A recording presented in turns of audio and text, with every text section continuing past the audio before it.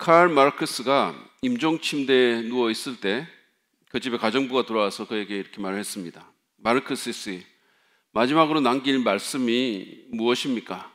제가 기록해 두겠습니다. 모든 유명한 분들은 마지막 말로 기억되기 원하잖아요. 마르크스는 그에게 이렇게 대답했다고 합니다. 그냥 꺼지세요. 마지막 말이란 살아있을 때 제 할 말을 다 못한 바보들이나 하는 짓이니까. 그렇습니까? 저는 그렇지 않다고 생각합니다. 마지막 말은 종종 그 사람이 어떤 사람이며 무엇의 가치를 두고 있는지를 드러내는 중요한 말입니다.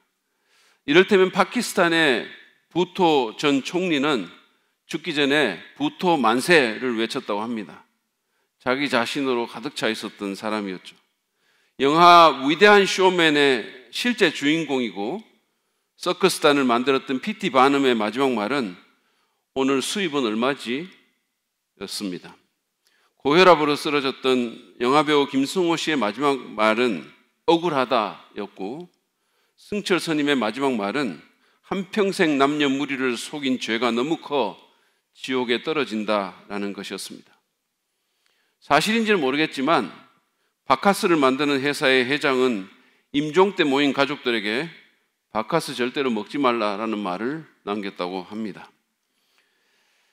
그러나 감리교회의 창시자였던 웨슬리는 내 인생에서 가장 좋았던 것은 하나님이 우리와 함께 하신다는 것이었다라는 말을 마지막으로 남겼고, 유명한 복음 전도자였던 D.L. 무디의 마지막 말은 땅이 물러간다, 천국이 열린다, 하나님께서 나를 부르시는구나 라는 것이었습니다.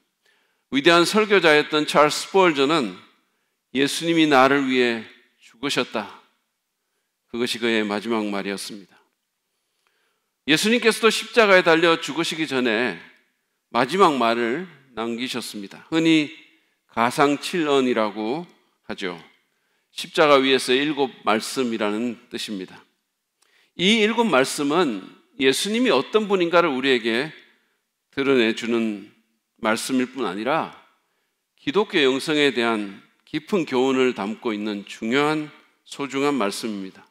저희들은 앞으로 한 7주 동안 부활주일 전까지 예수님의 이 7가지 마지막 말씀에 대해 살펴볼 텐데, 오늘은 그 첫 번째 말씀에 대해서 좀 생각해 보려고 합니다. 이 말씀은 하나님 아버지께 용서를 구하는 말씀인데, 그 말씀이 포함된 우리가 조금 전에 읽었던 누가복음 23장 32절부터 38절 본문의 내용을 먼저 좀 살펴보기를 바랍니다. 성경 말씀을 펴시고 제 얘기를 따라와 주시면 됩니다. 예수님께서는 유다의 배신으로 대제사장과 빌라도의 밤샘 재판을 받고 사형 선고를 받으셨습니다. 그분은 로마 군인의 무자비한 폭행과 채찍질로 살점이 이미 다 찢어지고 피투성이가 되셨습니다. 가시면류관으로 얼굴에도 유혈이 낭자했습니다. 그런 상태에서 그분은 50kg에 달하는 나무 십자가를 지고 예루살렘 시가지에서 교회의 사형장까지, 소위 말해서 비아 돌로로사라는 그 800m에 달하는 행진을 시작하셨습니다.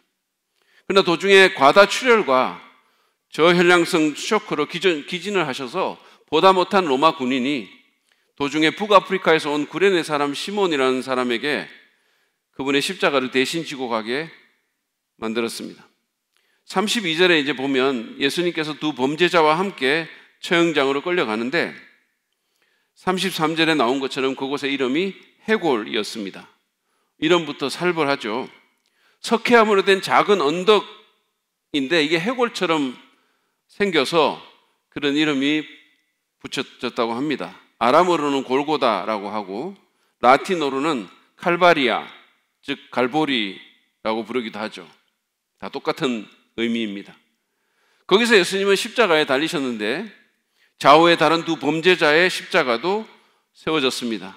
오늘날 우리가 십자가라고 말을 하면 여성들의 목에 달린 아름다운 액세서리를 떠올리거나 아니면 우리 교회 예배에 있는 그런 장식품 십자가를 생각하지만, 원래 그것은 사람들의 입에 올리기도 싫어하는 끔찍한 사형틀이었습니다. 십자가 처형은 인간이 만든 가장 잔인한 사형제도인데 사람에게 견디기 힘든 끔찍한 고통을 최대한 오래 가하게 해서 차라리 죽기를 갈망하게 만드는 그런 처형 방법이었습니다. 그럼 십자가 처형은 어떻게 이루어졌을까요? 먼저 죄인을 십자가에 눕힌 후에 약 18cm의 대못으로 양 손목을 박습니다. 중추신경이 지나가는 바로 그 위치에 못을 박아서 그것을 완전히 파괴해버립니다. 근데 그 고통은 우리가 벤치로 척골신경을 잡아가지고 완전히 비틀어 뭉개는 것 같은 말로 표현할 수 없는 고통이라고 합니다. 그런 다음에 제수를 매단 채 십자가를 높이 들어 올립니다. 그리고는 복숭아뼈 바로 아래에 또 못을 박았습니다. 발에 있는 신경이 완전히 으깨지고 손목에 못을 박을 때와 같은 극심한 고통을 느끼게 됩니다. 예수님의 십자가에 그렇게 달리셨습니다. 팔은 15cm가 늘어나고 어깨는 탈골됩니다. 그분은 팔레스타인의 땡볕 아래 매달려 계시며 엄청난 근육 경련과 죽을 것 같은 갈증, 그리고 호흡 곤란에 시달리면서 사투를 벌이셨습니다. 짧은 숨이라도 내쉬기 위해서 몸을 들어 올리면 발에 박힌 못이 점점 더 깊이 들어가서 찌르고 피 묻은 등이 십자가에 거친 나뭇결에 사정없이 긁히게 됩니다. 여러분, 이 고통을 상상이나 할 수 있겠습니까? 근데 그 고통만이 다가 아니었습니다. 로마의 병사들은 예수님의 옷을 갖기 위해서 제비를 뽑았습니다. 그 옷은 어쩌면 그의 어머니가 짜준 것인지도 모릅니다. 한 의로운 사람이 고통으로 몸을 떨면서 벌거벗은 채 죽어가고 있는데 그 아래에서 군인들은 그의 옷을 놓고 낄낄거리며 가위바위보를 하고 있는 겁니다. 조롱은 그들만이 아니라 동족에게서도 왔죠. 백성들과 함께 구경하던 지도자들은 비웃으면서 이렇게 말했습니다. 35절이에요. 이 자가 남을 구원하였으니 정말 그가 택하심을 받은 분이라면 자기나 구원하라지. 이어서 옷 나누기 게임을 마친 병사들이 조롱에 합세합니다. 그들은 가난한 사람들이 갈증을 해소하는 데 쓰는 신포도주를 예수님께 들이댔습니다. 이 신포도주에 적셔진 스펀지를 우슬초 나뭇가지에 깨어서 그분의 입에 아마 이렇게 갖다 댔을 겁니다. 어쩌면 제가 연하에게 하듯이 과자를 입에 이렇게 했다가 먹으려고 하면 싹 빼려고 했을지도 모르겠습니다. 그렇지만 예수님은 그것을 드시지 않고 얼굴을 돌리셨고 그들은 이렇게 비아냥거렸습니다. 37절이에요. 네가 유대인의 왕이라면 너나 구원하여 봐라. 예수님에게는 실제로 그렇게 할 수 있는 힘이 있었기 때문에 그것은 엄청난 유혹이었을 것입니다. 그러지 않겠습니까? 힘이 없는 사람은, 그렇게 못하는 사람은 그게 유혹이 아닐 수도 있겠지만 주님은 하실 수 있었어요. 그러나 그럼에도 그분은 그렇게 하지 않으셨습니다. 왜냐하면 우리를 구원하시기 위해서였어요. 자신을 이 수치와 고통에서 구원하고 십자가에서 내려오시기에는 우리를 향한 그분의 사랑이 너무 컸습니다. 누가는 38절에서 예수님의 머리 위에 이는 유대인의 왕이다 라고 쓴 죄패가 붙어 있었다고 또 말을 합니다. 그 말은 사실이지만 이 또한 조롱하기 위해서 거기에 붙여놓은 것입니다. 이런 상황에서 예수님은 십자가에서 그분의 첫 번째 말씀을 하신 것입니다. 우리 같으면 무슨 말을 했을까요? 하나님 뭡니까 이게? 하나님 나빠요. 제가 무슨 잘못을 했다고 이렇게까지 하십니까? 저 이제 이 메시아 노릇 그만하렵니다. 진짜 해도 너무하시네. 하나님 따라온 게 바로 이것 때문입니까? 그러면서 불평하거나 또는 니네들 다 죽었어. 쓰레기 같은 놈들. 내가 한 놈도 잊지 않고 다 기억할 거야. 아버지 지금 저놈들을 다 쓸어버리세요. 그런 식으로 하지 않았을까요? 근데 예수님의 실제 말씀은 이랬습니다. 34절 보시죠. 그때 예수께서 말씀하셨다. 아버지, 저 사람들을 용서하여 주십시오. 저 사람들은 자기네가 무슨 말을 하는지를 알지 못합니다. 예수님은 성부 하나님을 여전히 아버지라고 부르면서 저 사람들을 용서해 달라고 하셨습니다. 저 사람들이 누굽니까? 세상에서 가장 의로운 자를 죽이라고 고소하고 불법 재판을 자행하며 그를 사형에 처한 자들입니다. 그에게 침받고 무자비한 채찍질과 폭행을 한, 그래서 그를 피투성이가 되게 만든 그 사람들입니다. 하나님의 아들을 십자가에 못 박은 잔인한 사람들입니다. 그것도 모자라 조롱과 욕설로 말의 짱도를 날린 자들입니다. 예수님은 그 사람들을 용서해 달라고 아버지께 구하셨습니다. 이 구절의 시제를 보면 그분이 계속해서 이런 기도를 하셨음을 암시합니다. 배반을 당했을 때도, 불법 재판을 받을 때도, 뾰족한 돌이 담긴 채찍질을 당할 때도, 가시면류관을 받을 때도, 십자가에 못 박힐 때도, 조롱과 멸시를 당할 때도 그분은 계속해서 아버지께 저들을 용서해 달라고 기도하셨습니다. 예수님은 그들이 무슨 일을 하는지를 스스로 알지 못한다라고 말씀하셨어요. 그들은 예수님이 어떤 분인지를 몰랐습니다. 알 수 있었지만 몰랐던 거죠. 그들은 자기들이 하는 이 일의 악이 얼마나 엄청난 것인지를 잘 몰랐습니다. 물론 그들의 무지가 그들의 죄가 아니게 만드는 것은 결코 아닙니다. 미국에서 제가 처음에 자동차를 몰고 신학하기 전에 물리학할 때 학교 갈 때입니다. 새로 이사 와가지고 그 지역에 제가 익숙하지 않았기 때문에 속도 제한이 어디서부터 바뀌는지 잘 몰랐어요. 아마 어느 코너를 돌면서 60km에서 40km 정도로 바뀐 것 같았어요. 근데 당시에는 제가 운전도 초보라서 길도 낯설고, 그러니까 백미러 같은, 표지판 같은 거를 볼 여유가 없었어요. 눈에 잘 들어오지 않았습니다.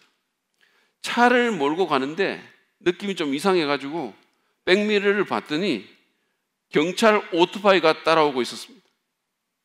불빛이 번쩍였는데 저는 제게 그러는 줄을 모르고 계속 달렸어요.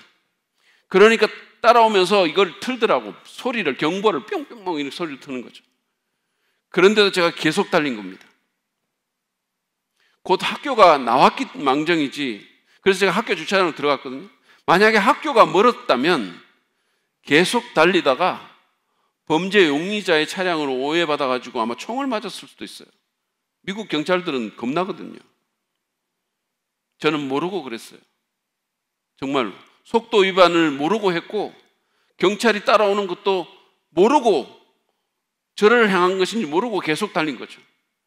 그렇다고 제 잘못이 괜찮은 것으로 이해가 됐을까요? 아닙니다.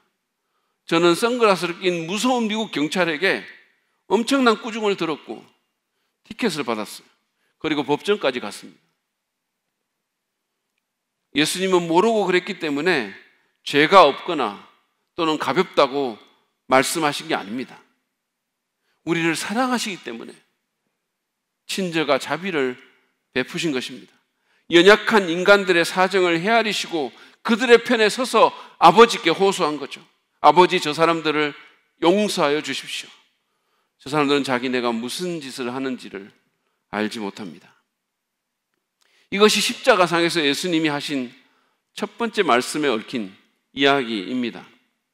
이 이야기를 통해서 저는 용서의 비결에 대한 몇 가지 교훈을 여러분과 함께 나누기를 원합니다. 첫 번째로 우리는 사랑이 용서를 반드시 요구한다는 사실을 인식해야 합니다. 그러면 우리는 좀 더 용서하려고 할지 모릅니다. 사랑은 용서를 반드시 요구합니다. 예수님께서 왜 십자가에서 자기를 못 박은 사람들에 대한 용서의 기도를 드리셨을까요? 사랑하기 때문입니다. 사랑하기 때문에 그분은 천국의 영광을 버리고 이 땅에 오셨고, 사랑하기 때문에 모든 사람의 죄를 대신 지신 채 십자가에 달리셨고, 사랑하기 때문에 그 힘든 순간에도, 사실은 숨을 쉬기도 힘든 순간에 용서의 기도를 드리신 것입니다. 그렇습니다. 사랑은 용서를 반드시 요구합니다. 왜냐하면 예수님을 제외한 그 누구도 완벽한 사람은 없기 때문이에요. 그래서 의도했든 안 했든 우리는 관계 가운데서 무언가 잘못을 하기 때문입니다. 지난주만 하더라도 저는 샤워를 하면서 제 아내가 배치해둔 샴푸와 비누의 위치를 제 마음대로 바꾸는 그런 망령된 짓을 했고, 저녁에는 거실과 침실의 온도를 동시에 23도로 맞추는 천인공노한 짓을 했습니다. 그럼에도 불구하고 아내의 한량없는 은혜로 내가 무슨 짓을 했는가에 대한 지적만 받는 선에서 용서를 받았기 때문에 지금 여기에 제가 있는 거예요. 근데 이건 농담이지만 여러분 사실 한번 생각해 보십시오. 부부 간에, 부모 자식 간에, 또한 친한 친구 간에 얼마나 많은 잘못과 용서가 있었는가를. 용서가 없이는 의미 있는 관계가 지속될 수 있을까요? 불가능합니다. 그렇습니다. 용서 없는 사랑이란 없습니다. 용서는 사랑의 또 다른 표현입니다. 용서가 빠지면 사랑은 더 이상 의미가 없습니다. 그래서 고린도전서 13장 4절에서 사랑은 오래 참고 친절하다고 말한 겁니다. 제일 먼저 사랑에 대해서 말하면서 사랑은 로맨틱하고, 사랑은 살이 떨리고, 사랑은 가슴이 뛰고 그러지 않았어요. 사랑은 오래 참고 친절합니다. 사랑의 중요한 바탕생 중 하나는 남을 용서하고 용납하는 것입니다. 사랑한다면 용서해야 합니다. 그리고 사랑하려면 용서해야 합니다. 용서가 없는 사랑의 관계는 불가능합니다. 우리는 그 사실을 분명히 인식하고 사랑의 관계 가운데서 용서할 준비를 하고 살아야 됩니다. 두 번째로 용서를 잘 하기 위해서 우리는 상대방에 대한 동정적 이해를 할 필요가 있습니다. 이미 우리가 본 것처럼 예수님은 용서의 기도를 드리시면서 저 사람들은 자기네가 무슨 일을 하는지를 알지 못합니다라고 하셨습니다. 당신의 자비 가운데, 예수님의 그 긍휼하신 가운데 인간의 무지와 연약함에 대한 동정적인 이해를 해 주신 것입니다. 우리의 입장을 헤아려 주신 거예요. 우리는 일반적으로 자신에 대해서는 참 너그럽고 동정적인 이해를 잘 합니다. 그러나 상대방에 대해서는 그렇게 하지를 못하죠. 제가 이런 글을 본 적이 있습니다. 제가 운전을 하면 보행자가 얄밉고, 제가 걸어가면 운전자가 못돼 보입니다. 제가 남들 앞으로 끼어들 때 남들이 야속하고, 제 앞으로 누가 끼어들면 그가 무례해 보입니다. 제가 물건을 팔 때에는 손님이 얄팍해 보이고, 제가 물건을 살 때는 상인이 미덥지 않습니다. 제가 말할 때는 듣는 이가 성의 없어 보이고, 제가 들을 때는 말하는 이가 부족해 보입니다. 제가 전화를 걸 때에는 저의 신분을 밝히기를 꺼려하고, 제가 받을 때에는 그 사람이 신분도 안 밝힌다고 불쾌해합니다.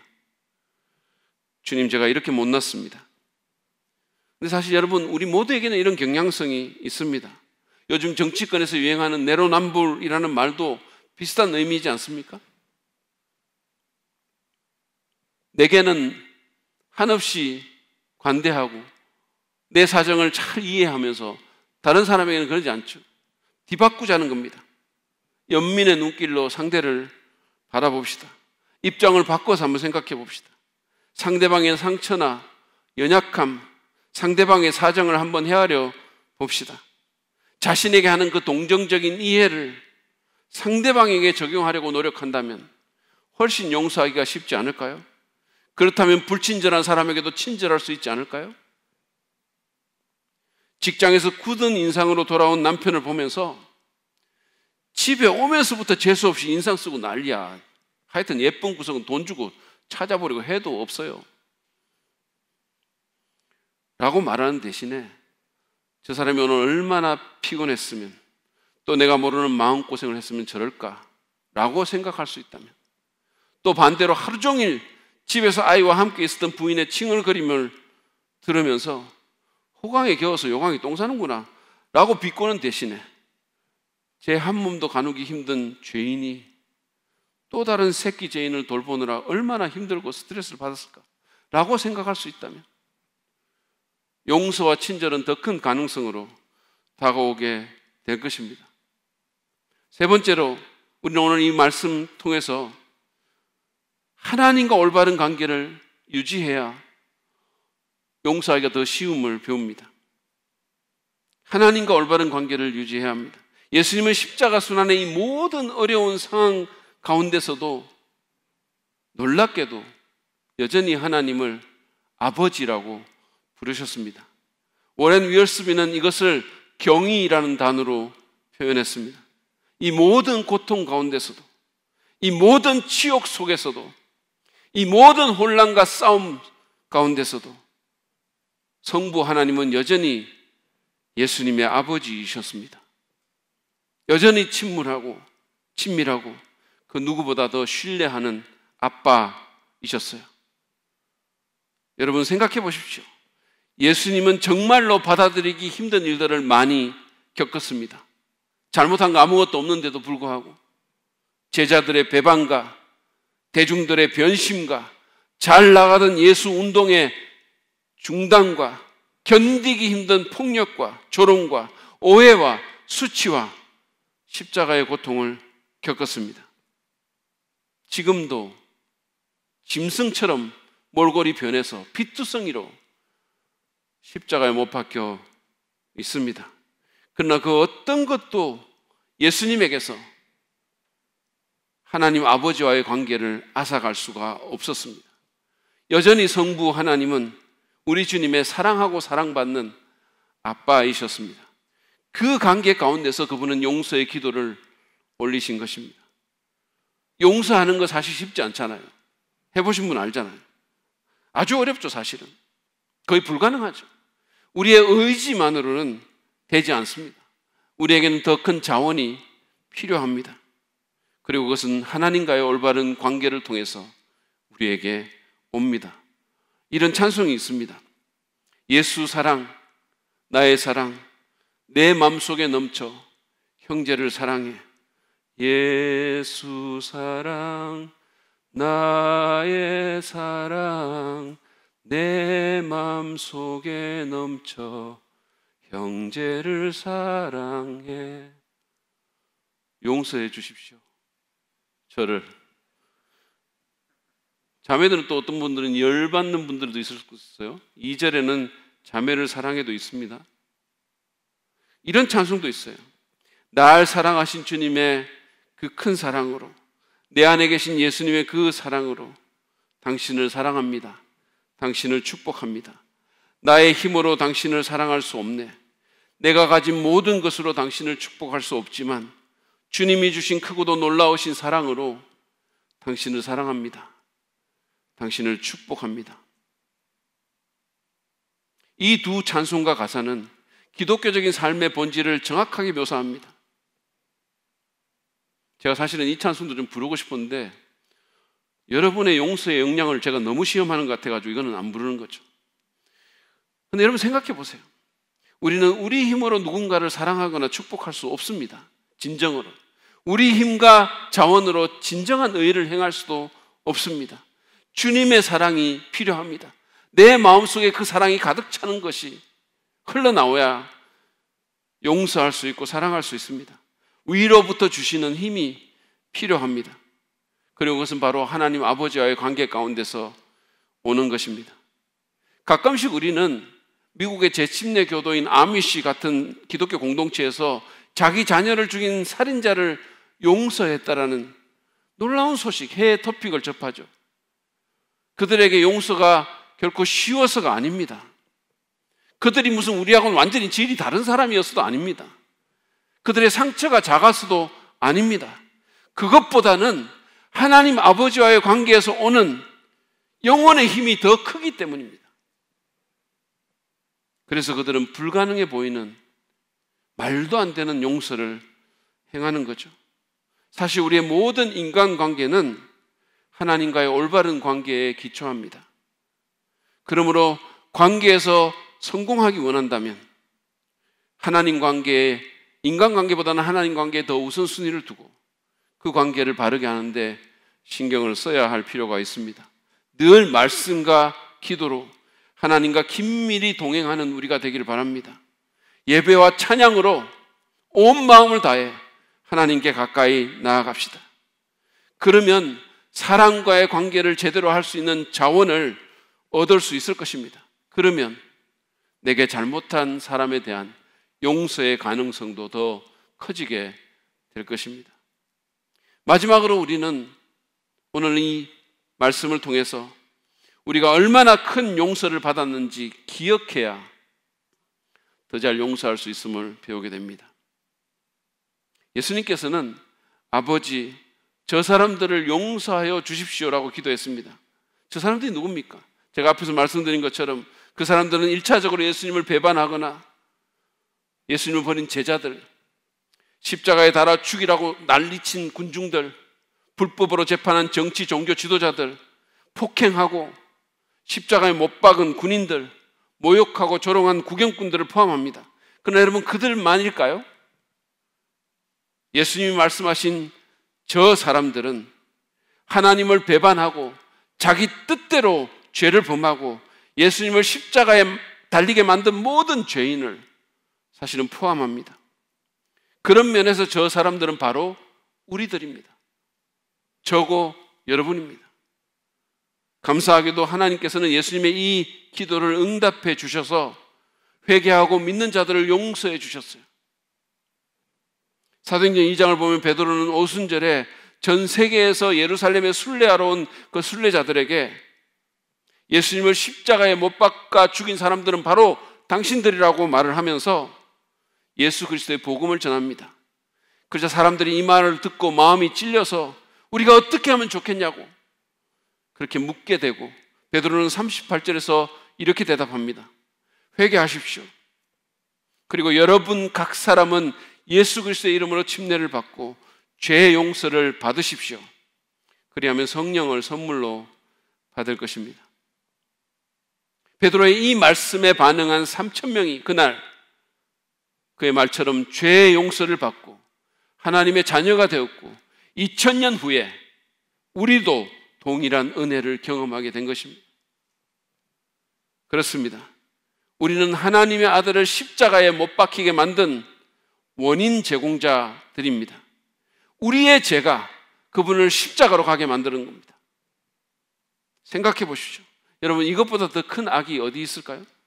자기를 만드신 하나님을 부정하고 그 사랑을 하찮게 여기며 그 아들을 무시할 뿐만 아니라 십자가로 내모은 것은 인간이 범할 수 있는 죄 중에 가장 큰 죄입니다. 그런 우리를 거룩하신 하나님이 예수 안에서 아무 조건 없이 용서해 주시고 받아주셨습니다. 우리는 더 할 수 없이 큰 용서를 받은 거예요. 말도 안 되는, 정말로 10,000달란트 용서를 받은 겁니다. 여러분, 우리가 내게 잘못한 사람에 대해서 도저히 용서할 수가 없다고, 도저히 그럴 수 없다고 그렇게 말을 하면 주님이 우리에게 뭐라고 하실까요? 용서할 수 없다고? 네게 어떤 일이 있었는지 한번 생각해봐. 내가 너를 위해서 어떤 일을 했는지. 설마 그것까지 잊어버린 건 아니지? 그렇게 말씀하지 않겠습니까? 그렇습니다. 우리는 주님께서 우리에게 베풀어 주신 그 엄청난, 정말 그 말도 안 되는 그 막무가내의 용서를 잊어버려서는 안 됩니다. 절대로 그러면 안 됩니다. 만약에 그런다면 그것보다 더 큰 배은망덕은 없는 거예요. 얼마 전에 저는 우리 학교의 교무처 직원이 자신의 결혼식 1주년에 자신의 주례를 서주었던 총장님을, 우리 김택수 목사님을 직접 만든 음식과 소고기로 섬기는 것을 봤어요. 소고기는 이런 경우에 쏘는 것임을 김인태 전도사님은 알아야 합니다. 아무튼 저는 그날 우연히 총장님 옆에 있다가 대접을 받게 됐는데 총장님이 이런 말을 하는 거예요. 내가 수없이 많은 주례를 했지만 1주년이라고 주례자를 기억해가지고 대접하는 커플은 처음이네. 정말 감사하고 기특하다. 저도 동의했어요. 그날 그 교무처 직원이 자기 남편은 엄청 부려먹긴 했지만 처음으로 하여튼 기특하게 보였어요. 최근에 입사한 사무처 직원 들으라고 하는 말은 아니지만, 그렇지만 그 자매가 지금 이 예배에 함께 하기 때문에 안 들을 수도 없음을 저는 압니다. 아무튼 인간의 친절이나 행위를 이렇게 기억하는 거 좋은 일이에요. 그러나 우리는 인간의 그 어떤 친절보다 하나님의 은혜를 더 기억해야 됩니다. 절대로 잊어버려서는 안 됩니다. 특별히 내가 하나님께 얼마나 큰 용서를 받았는지 잊어버려서는 안 되는 거예요. 내가 얼마나 대단한 용서를 받았는지, 내가 얼마나 많은 악을 범했는데.